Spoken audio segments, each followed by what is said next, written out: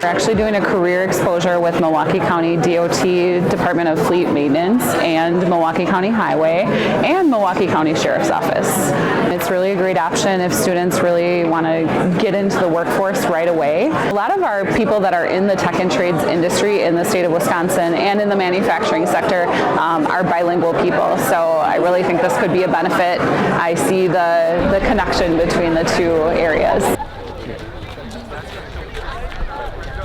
My job is a bridge crew lead, so I am in charge of 8 individuals on a day-to-day basis to repair, maintain, construct, demolish, all around the county. When I was younger, I really didn't have this kind of environment. If somebody's on a fence of whether they want to go to college or not, they want to find a different path in their careers, hopefully this will expose them to other opportunities.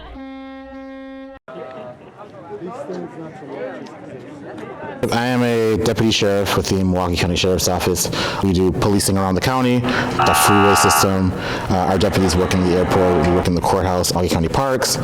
So basically county property is our jurisdiction. We don't get a lot of career events, especially for language classes, but it's nice to get a side that's not just fill out a paper. The horns are a little crazy, but besides that, it's a lot of fun here.